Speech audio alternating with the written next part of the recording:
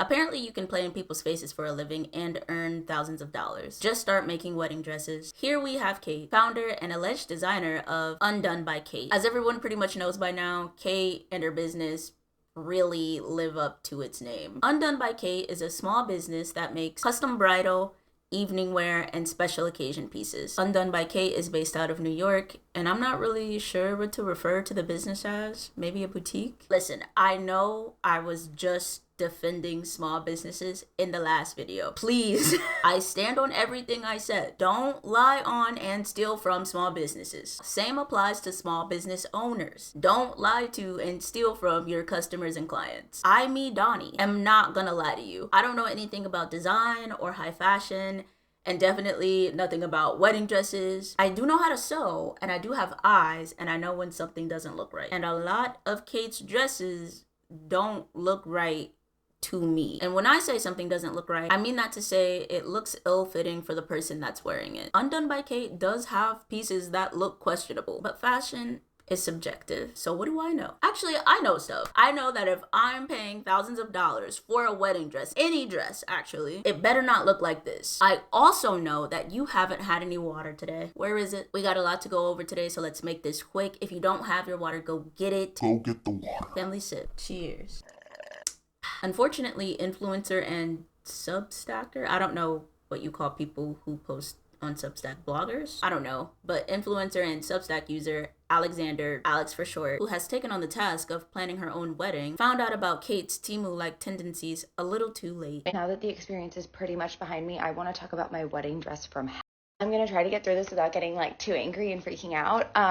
But basically I got a custom made wedding dress, I suppose. Last year in like September, October 2025, I started interviewing designers to go custom for my wedding dress because I wasn't really finding what I was looking for, and I knew I wanted something super simple. And I wanted the experience of going custom. I did the math of how much it would cost for me to make or to buy a new dress and also pay for alterations. And I basically kind of like combined that. And I was like, well, if I pad my budget a little bit, I could go custom, and then there are no alterations. It's custom. So in my mind, I was like, this is a worthy investment, even though it's very expensive. I meet with like maybe 4 designers, and I ended up going with this designer based here in New York who we are going to call Kim. Kim. Got it? At this point, this could be any Kim. Kim Kardashian, Kim Namjoon, Kim Possible. We don't know. She literally said who we're going to call Kim, implying that she is using a fake name in order to protect the identity of whoever she's talking about. We have no clue who Kim is at this point. Okay.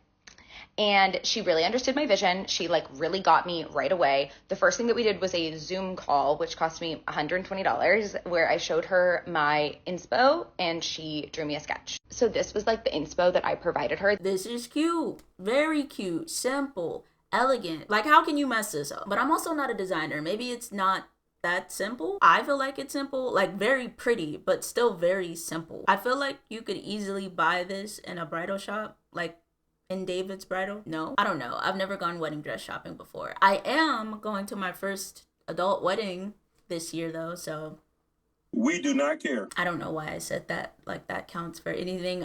Again, I don't know anything about wedding dresses or how to make a wedding dress, but that looks easy to make in a good way, like a classic, simple, good way. Am I wrong? This is a picture of me, and the reason I included this picture was because of the way it fit. I was like, this is the shape of the bodice that I'm after, you know, a little drop waist, super fitted.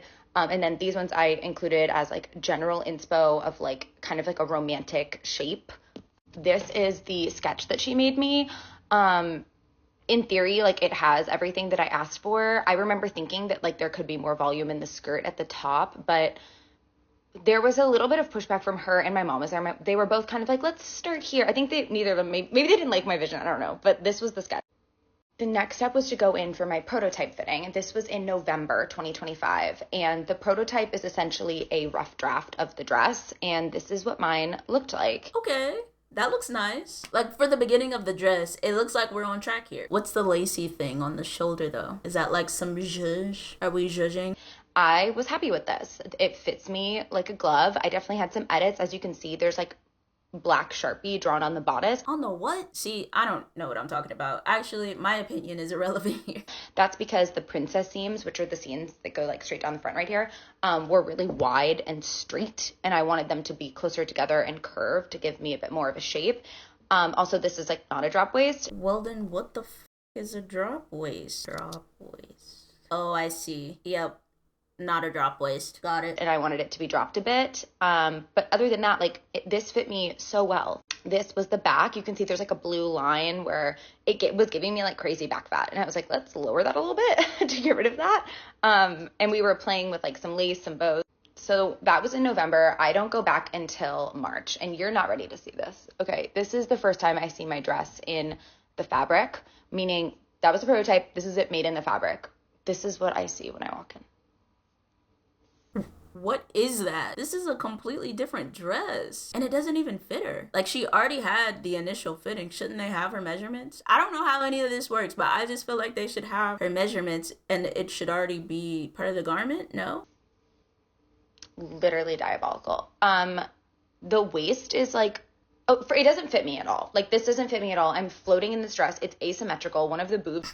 She said boob.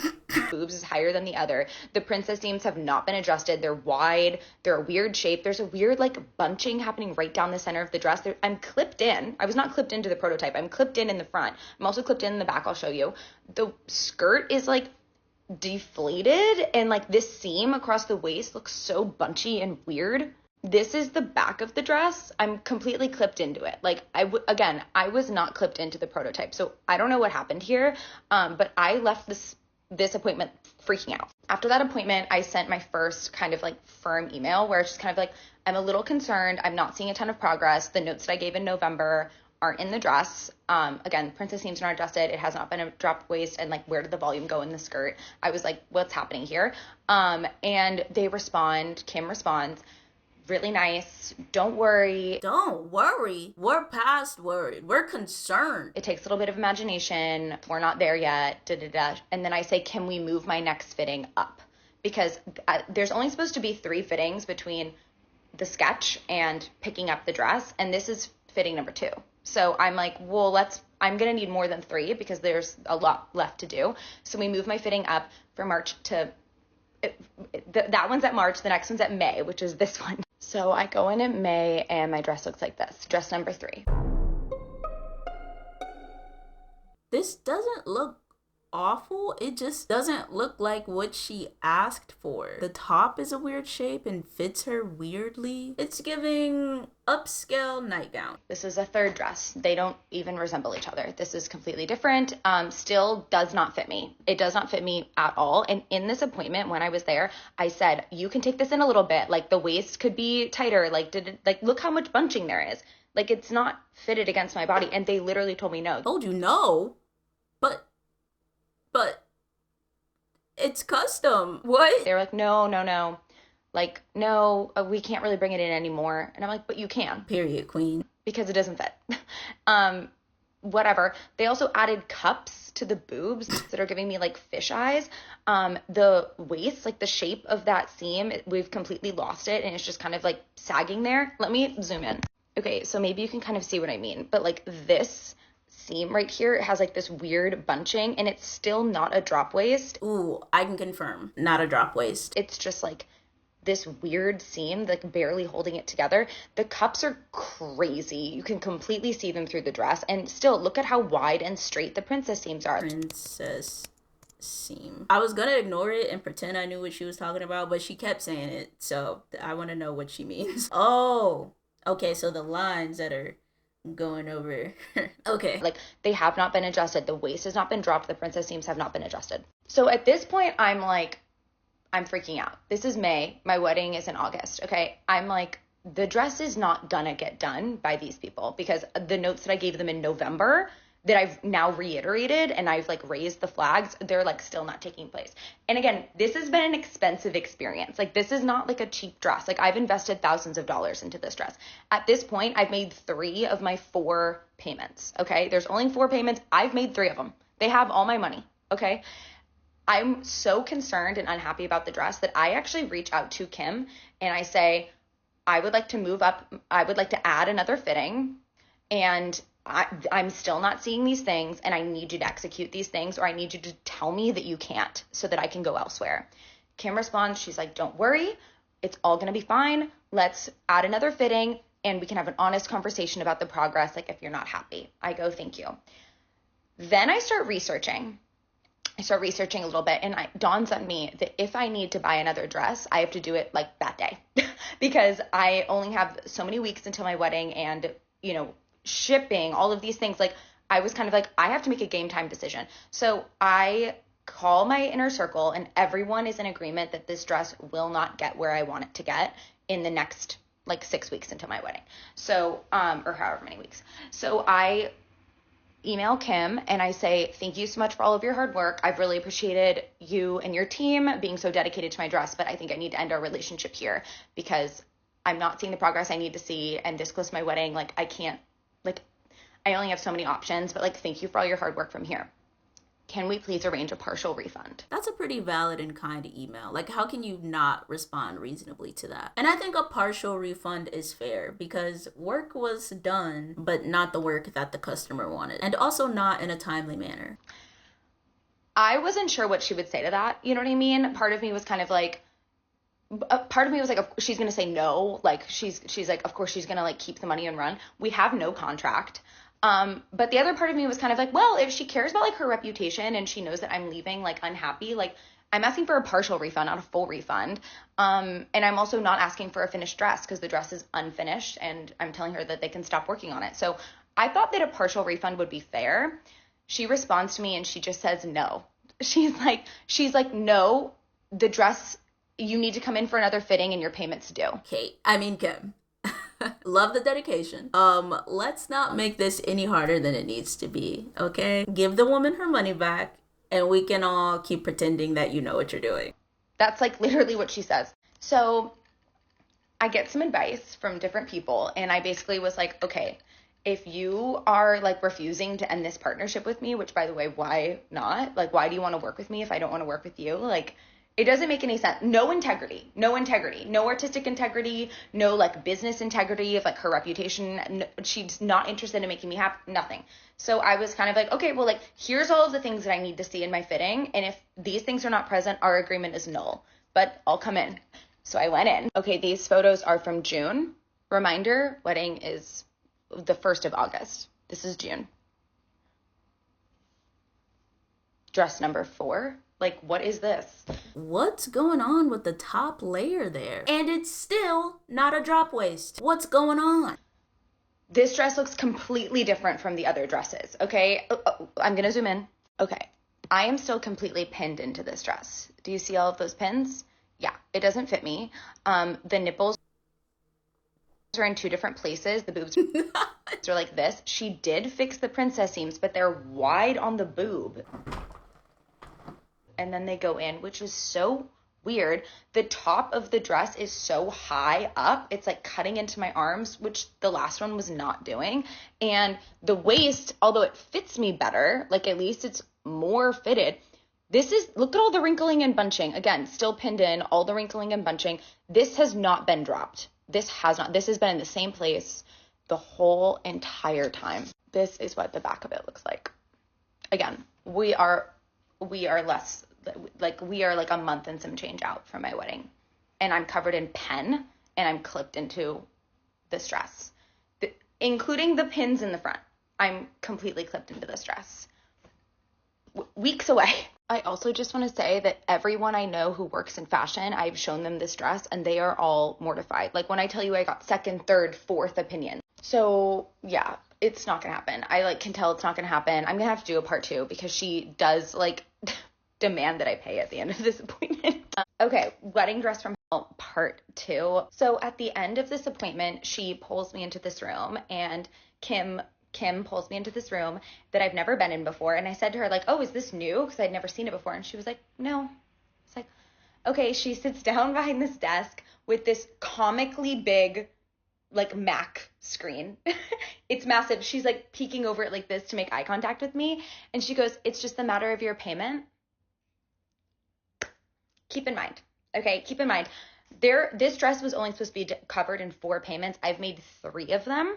I've made 3 of them, and I've had to have extra fittings because this dress is terrible. Like, I'm just going to say it. This dress looks like it's worth $900 on ASOS. Like, this is a cheap ass Shein looking dress that I have sunk thousands of dollars into. Okay. So, and I know that she was trying to intimidate me, but you can't intimidate me that easily. And so I was just like, well, I'll pay when I approve of the dress. And she was like, okay, so you'll come back next week and you'll pay then? I'm not paying you. I'm not even paying attention to what you just said. Make me the dress I asked for, or you'll be the one paying. And I said, I'll pay when I approve of the dress. Like, I'll pay like at final pickup approval. She goes, okay, thank you for coming, and like ushers me out. Wow, the nerve. You literally have an unhappy customer right in front of you. Like, where is the concern? Where is the empathy? Where is the want to make the situation right? Are we not interested in customer satisfaction, like, at all? And usually I would at least try to be a little objective in the situation because we're not there. We don't know what happened. But Kim Kate has already responded and basically reinforced to me that Alex is more than likely giving a pretty fair description of their interactions and what happened. At least that's the conclusion that I have drawn. Please draw your own conclusion. We'll see the response later in the video. That really pissed me off because, again, she just has like a complete lack of integrity. And like, you guys, this girl works with like all of the New York City influencer girlies. Like, you've seen her on Instagram. Like, I was shocked that she really did not care about just like treating me really poorly. And like, was she gonna let me walk down the aisle in that dress and be like, yeah, Kim made this, and she was gonna be happy about that? Like, we have different ideas of like what a good dress is if she was gonna be proud of that dress and proud of that construction. Anyway, so she follows up with me after that appointment and she's like, hey, so your dress is ready for pickup.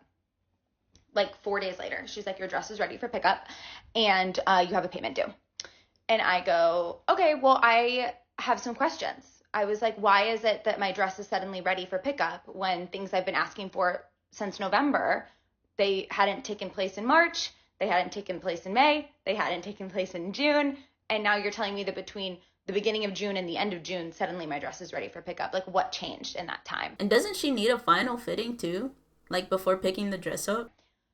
She sends me this chat GBT ass response, just like GPT, whatever, basically telling me like, well, pretty much all of the construction is done. And I'm like, but it isn't done because I've had the same notes since the end of last year. Like, what do you mean?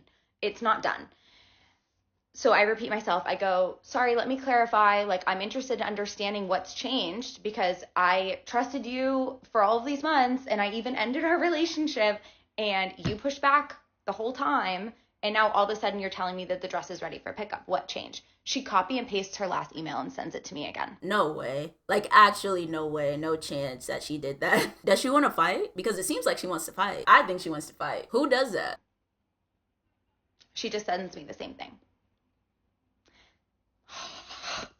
So at this point, I'm like, I can't wear this dress. Like, not only is it like a really ugly dress that was really poorly made and just looks like a cheap like school project, I also, like, this girl has like the worst energy. She's got the worst energy, and I'm like, well, I don't want that on my wedding day. I don't want your like tainted vibes on my wedding day. Like, I don't need that. So I do have a different dress, and that dress is a whole other story, and it's amazing, and I'm very excited to wear it. And so I sent her an email literally like a week ago, because she kept asking me to come in and not answering my questions. So I sent her an email like a week ago being like, hey, Kim, I had to go in another direction, like, wish you the best. So that was my second time breaking up with her. And I know I will never hear from her again. I will not hear from her again. She's going to keep my money. She's not going to apologize. She's not going to say, like, I'm sorry that you didn't have the experience that we take pride in brides having with us. Like, she has no integrity.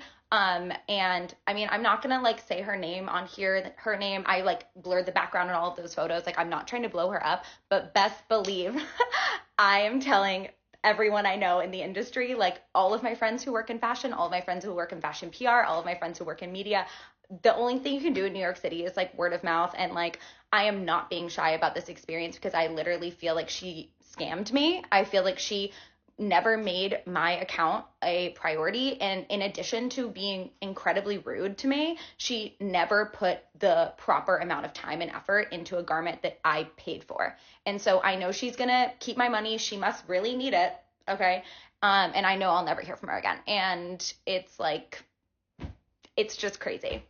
It's just crazy. And So Alex had posted part 2 on July 14th, and some people had some questions. One main question was, why wasn't there a contract? Because a contract seems as though it would have prevented all this. Alex answered that question the same day part 2 was posted, July 14th. I forgot a detail, and this is reminding me. In the last appointment where she pulled me into the room and was like, you need to pay, that day, that night, she sent me a DocuSign with all of the notes on it from that day's fitting. Granted. After my first fitting in fabric, which was like pretty insane, I said, moving forward, I want to receive all of the notes after each fitting so I can make sure that we're like tracking with like the same goals in mind. She never did that. It was always me following up, being like, this is everything that I'm recapping our fitting. This is everything that needs to take place before the next appointment. Like, I was the one who ended up doing all of that. And then after that fitting where she pulls me in a room and asks me to pay, she sends me a DocuSign. And I'm like, no. You think you're going to send me some sort of legal document? You're going to get me to like sign something? You should have given me a contract from the jump. That's your bad that you didn't. That's on you. Okay. I'm not doing that now. So I literally responded and I was like, I'm not going to move forward with that. Trying to play me. So by this time, most of us were like, wow, girl, that is such a crazy story. So sad. So sorry that happened to you. But we live and we learn. Next time, draft a contract. Other people were like, custom, New York, terrible vibes. Wait a damn minute. Sounds like Undone by Kate. Just speculation though, until Kim Kate responded. Hi, my name is Kate. Uh-oh. And I'm the founder and designer of Undone by Kate. You've probably seen a video circulating online about an unfinished wedding dress that was created here in my studio. Girl, we didn't know it was you or your studio. Alex edited your studio out of the picture, but go on. And I'm here to provide some additional context and clarity on the situation. First and foremost, I think it's extremely important to understand that this bride has been issued a refund. On July 14th, I reached out to her directly and offered her a full refund. You issued a refund July 14th. So you issued the refund the day the story started to go viral and not when she initially requested a refund? A partial refund?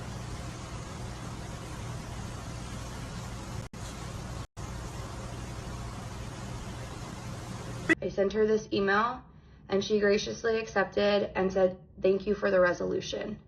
At that point, I thought this would be handled and human to human, the record would be set straight. There was nothing to set straight. You didn't refund her until after she posted her story, at which time she had not received a refund. I'm not seeing a crooked record here. But unfortunately, that's not what happened online.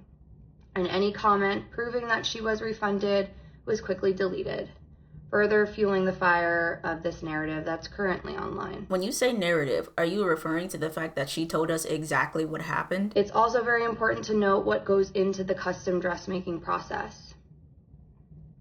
When we start, we have a consultation and I learn everything about the things you like and the things you didn't like dress shopping. I will never copy an exact dress, but I will take everything that you told me and put it into a sketch for you. Then we go through the sketches together and we talk about iterations, things you don't like about the sketch and things you maybe do. We ultimately decided on this sketch, which is the blueprint and what we reference to get to the final gown. And this is the final gown that was created. Your first step is usually a prototype fitting, and the prototype fitting is a draft of your dress made to feel the silhouette on your body. And we make adjustments, we can change things in that fitting, and we have an open conversation about what you're liking and not liking. When you get into your first fitting in your fabric, by all means, your dress is nowhere near complete. It's very different than when you go dress shopping at a typical bridal shop and you try on your gown for the first time complete and you make alterations. We're actually molding a dress onto your body. And things can change. Measurements can change, design aspects can change. And that's what's so great about the custom process, is that we're here to adapt, trial and error, and move through it together. Sometimes no two dresses are created the same, and it's not as black and white. Sometimes you can have 3-4 fittings in your final fabric, and sometimes you can have 2. Right. And how often does the custom dress experience include saying no and refusing to make the custom dress that the customer is asking for? I want it to be extremely clear that I would never let a bride walk out of my studio, let alone down the aisle, in the state of the photos that you saw that gown in. In this case, we had a final fitting on the books, and the final fitting is where you get to see your final dress come to life. Unfortunately, this bride rescheduled her final fitting less than 24 hours in advance, and despite multiple follow-up attempts, she ultimately let us know she was moving in a different direction. I have done everything I can to make it right. I have issued her a full refund, I've apologized, and I've absorbed all the costs, time, labor, and materials of that beautiful dress. I really wish that that full context could have been shared here before I had to make this video. But unfortunately, now I'm receiving death threats and negative reviews from people who have never stepped foot in my studio. How? When her story didn't specify you. And I don't want to say that she's lying about that. That's a horrible thing to accuse someone of lying about. She definitely doesn't deserve death threats and fake reviews from people who have never received services from her over this, obviously. I'm just a little confused as to how that happened when Alex never said your name. I'm so sorry that the process shook out the way it did for her, and I wish that we could have gotten to that final fitting. To wrap it up, I know that concerns were raised during this process, and I saw them too. We documented them and continue to work through them. But custom bridal is absolutely a journey, and I will continue to put as much love and care in every single dress that I continue to create here on. Thank you so much for listening. In my opinion, Kate responding when her name was never mentioned only made things worse for herself. Alex ended up responding to Kate's video, proving that Kate was lying in regards to the understanding they had about the refund. Hi, Kate. You have me blocked, but I have seen the video. It's been sent to me. I did not realize you were receiving threats. That's ridiculous. You guys, it's a dress. It's not that big of a deal, and it's my dress. I'm the only one who's, like, allowed to be mad about it, and, like, that's way too intense and, like, way too far and ridiculous. That said, no need to lie. Let's look up some receipts. Okay, you posted this in a comment saying that it was understood that I would be getting a full refund after I told you that I wanted to end our partnership. Interesting, because here's what you said to me over email. That said, because this is a fully custom garment, blah, blah, blah, blah, we are not able to offer a refund or cancel remaining balance. Payments made toward your work are non-refundable, and the final installment remains due. It was never understood that you would be refunding me, as it clearly stated in that email, which you sent me that twice. There was very clear that you would not be refunding me. Also, you said that I canceled my last fitting. That's not true. I never made my last fitting because I was unhappy and uncomfortable, and I didn't want to go back because I was really trying to have my wedding dress experience be positive. Lastly, you said that I've been deleting comments that are saying that you gave me a refund. That's not true. That's childish. I would never do that. The only comments that I've deleted are comments that haven't mentioned your brand name, which I have not mentioned and I will not mention. I did not out you. I did not out you, and I will not out you. That was a choice that you made. I don't know how the internet works, honestly. It's crazy. The last thing that I'm going to say is that they did come to me as a recommendation. So some people do have positive experiences there. That was just not my experience. Had they been kind to me, had they been understanding, had they been interested in making it work, we would not be having this conversation. But that was not the case, and that was not my experience. Other people clearly do have good experiences, just not me. I'm not sure why I was not a priority, but I wasn't. And that's all. Again, I'm the only person who needs to be mad about this. I really appreciate everyone like supporting me and telling me that I'm not crazy, because I did kind of feel like I was insane, so I do appreciate that. But there's no reason for her to be getting threats. That's like truly way too fucking far. So yeah, I'm over it, and like I said, I wish your team the best. I've said that multiple times and I meant it. I wish your team the best. I hope you flourish. I hope everything's good. I rebuke the negative energy, and I really do wish you the best. I have nothing else to say. You blocked her? So not only are you a liar, but you're petty? Embarrassing. Past customers of Undone by Kate have also come out on social media about their subpar experiences with Kate and her team. The experience and the dress, everything, I would rate it a 7 out of 10. which I feel like isn't terrible. It's just bad for the amount of money that I paid. I didn't say the dress was disgusting. I didn't say that I hated it. I said that Kate was really, really nice. I just thought that the quality and the flexibility could have been better from a customization standpoint. Like when I was getting a custom dress, if I tell you I don't like the zipper, it should be able to be fixed. I shouldn't be getting pushed into a corset that you already made for someone else for a fully custom dress paying $6,000 for. Hindsight is 2020, and again, I liked my dress. My guests loved my second look. I have girls all the time that message me asking if I'm selling my second look.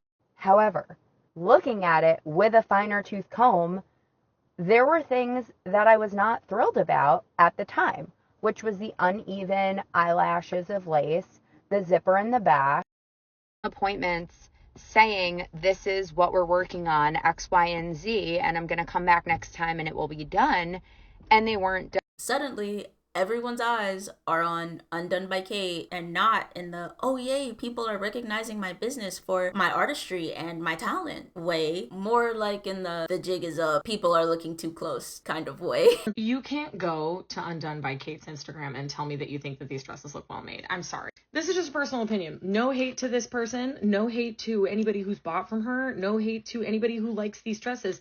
But they do not look like they are constructed well to me. The way that they are fitting some of these people, it just doesn't look like they were well tailored. There are a few pieces like this one that looks amazing and gorgeous, but then it's coupled with this dress and it's like, this girl is beautiful and stunning, but the way that this dress is put together, it does not look well made. Even this one, it says like when the dress fits like a glove, but it's like really baggy in the arms. Her showing a mother of the bride dress, that neckline, the sleeves, it all just looks really off. It looks unfinished. And this one, like, again, all of these people are absolutely stunning, but look at this frayed edge. This is a finished product. This is somebody who's wearing this at their event, and you see like the glove coming apart. Even this one, even the one that it's like you walk into your final fitting, like it looks like there needs to be more. It looks like the seams aren't finished. It looks like the first time you sit down, everything's going to fall apart. That last dress in that video seems as though it was supposed to be Alex's dress because it was posted by Undone by Kate with a kind of passive aggressive caption. POV, you walk into your final fitting, and Alex never scheduled a final fitting. And people were in the comments under that post saying, girl, it still looks wrong. With everyone looking so closely at Kate's work, people started to get confused about how Kate got so big and was able to work with so many influencers and celebrities and charge all these thousands of dollars when her work is rather inconsistent. Theories started to form. She has to be drop shipping. She's ordering dresses on Shein and altering them. She's upcycling dresses from Alibaba, etc. I ended up watching this interview that Kate did on the Fashion and Founders, the podcast. And honestly, I felt like this mostly explained everything. It just felt like the whole business was pivoting into bridal and I ran with it. Firstly, Kate has a degree in business management, not design. She did have an interest in fashion. Post-grad, she was a celebrity stylist assistant. COVID happened, she lost her job. She didn't have a job, it was the middle of the pandemic, and she was bored, so she taught herself how to sew from YouTube. She then made a shirt by stitching two shirts together for a split design. I guess that's called upcycling. She posted that shirt to IG, said, look what I made. People were like, girl, can you make me one? Boom, she started an upcycling business on accident to make money. She started with t-shirts, then added flannels, and then eventually got to blazers. A popular influencer commissioned her for one of her blazers. That leads to her business taking off a little bit. That same influencer commissions her for a bridal-inspired Halloween costume. Kate's business takes off. Now she thinks she's a bridal designer, and it works. Kate essentially failed upwards. And I realized, okay, I have to get someone who knows more than me at this point because YouTube University is great, but I need someone who knows more. So I hired my first contractor and she was in Brooklyn. She did cut and sew, pattern making, everything. And with that, I really was able to take it to custom bridal. And it went from those jumpsuits into after parties, wedding gowns, reception, like every bridal event. And it just felt like the whole business was pivoting into bridal and I ran with it. And that leads me to believe that she doesn't actually do most of the work for her business, even though her posts sure do make it seem like she does. Based off what we now know about Kate, I think that the creator Mallory Brooks actually has the best theory about how Kate runs her business. This is 100% my opinion based on my experience as an apparel designer and developer, and for educational/entertainment purposes only. I watched every single video on the Undone by Kate page, okay? It looks like she started this brand upcycling. She can pretty much sew a seam, and that seems to be the extent of her sewing expertise. I think she has done the classic fake it till you make it extremely well. The role she serves right now, from my perspective, and again with all of the evidence presented, is that she is a developer. She's cosplaying a designer. What she's doing is the developing. You'll see her throughout the content sometimes making things like gluing on sequins and rhinestones, making little props. Like I saw she made Remy Bader's Glinda costume for Halloween a couple years back, and she was sewing the individual crystals onto the wand. However, many of her videos feature very briefly the actual factory which these are being sewn in, and to me it appears that it's also in Manhattan. However, she never names it. She gives off the appearance that everything's happening in this small little shop, and she is kind of the face. She's the one coming to these fittings.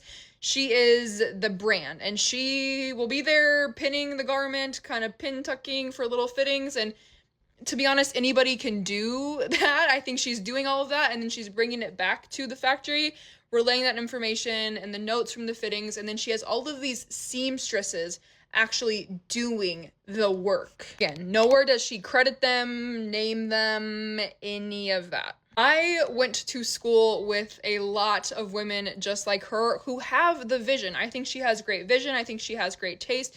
She knows what she wants things to be. She just can't actually make them herself. She doesn't have the construction knowledge. She doesn't have the technical skills to do it. So she has to hire that work, to source that work, to white label that work per se, because she wants to give off the impression that she is a true designer. In my opinion, you can't call yourself a designer if you can't actually give the factory the information, the technical information to tell them how to make it. Anybody can open up an iPad and sketch and make beautiful drawings, but if you don't know seam types, stitch types, fabric knowledge, garment construction, laundering, you are not a designer. Once again, speculation. I think that she found this factory, this company, and realized how much money she could make crossing into the bridal industry, again, because she had the vision, and that's all she needed. She had these people to do the actual heavy lifting, the work,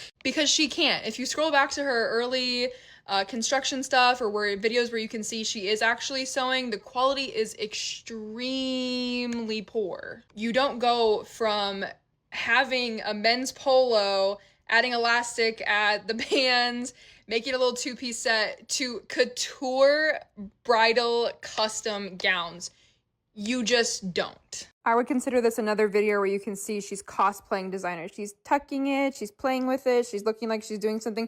She's just pinning. She's not doing anything. And then fast forward to this. That's not her hand. That right there. That's an actual seamstress. This makes sense. And I also don't understand why you wouldn't just utilize your business management degree and actually hire designers to design and be the primary people running the business, or at least making and executing the designs. But I'm sure you have your reasons, Kate. And yeah, that's the story of how Alex's dress remained undone by Kate. Let me know your thoughts. Are Kate's designs your taste? Would you pay thousands of dollars for any of her designs? How much did you pay for your wedding dress? That's it. That's the video. Like, comment, subscribe, hype the video if you have the time. If you watched the whole video, thank you. I appreciate you so much. Love you. Cheers.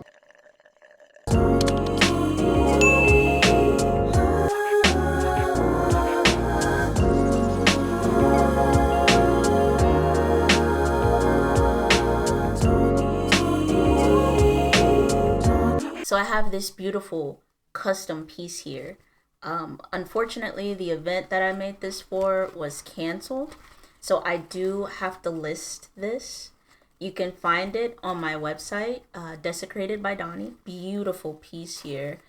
It's going for about $56,000. Let me know if you're interested. We can probably work something out on the price, but very beautiful piece, a size petite.